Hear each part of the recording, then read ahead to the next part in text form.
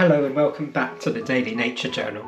I'm back in the studio today and I think that I'm going to put something in to finish off this page for the month.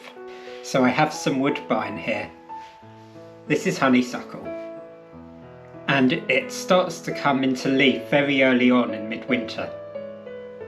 I always look out for it. It's really nice to see it starting to come into its leaves.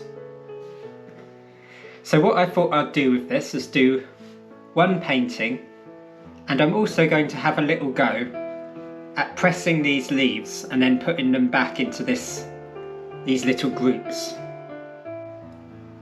This is the little landscape of the byres, and the lake that I showed you yesterday is here among all of these trees. So now I've got my sepia 01 micron. Now I call this plant something different at different times of year, and I think that was because I learnt the name of it as woodbine in winter and I'd always known it as honeysuckle when it's in flower. Are there any plants that you know as different things for different times of year? I don't know if that's something a bit unusual, it's just for me and the way I've learnt them. Tell me all about it in the comments. Or perhaps there's some interesting common names of plants that you'd like to tell me about. Woodbine is one of those. I really love to learn about rather than the scientific names, the old names of the plants and how those old names came to be. I find that very interesting. Now here I'm not going to draw in these leaves because I want to have a go at pressing them.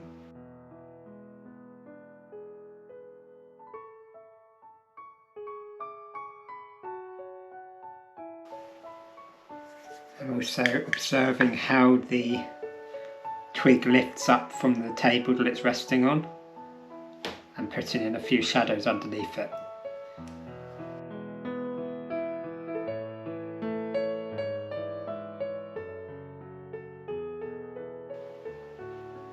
I really quite like the subdued tones of the Botanical ink, but for some things I just want to give it a little bit extra and make it come out a little bit more from the page.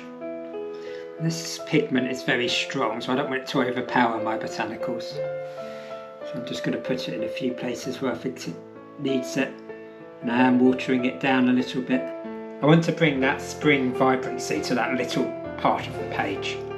I'm now going to see about pressing some of these leaves.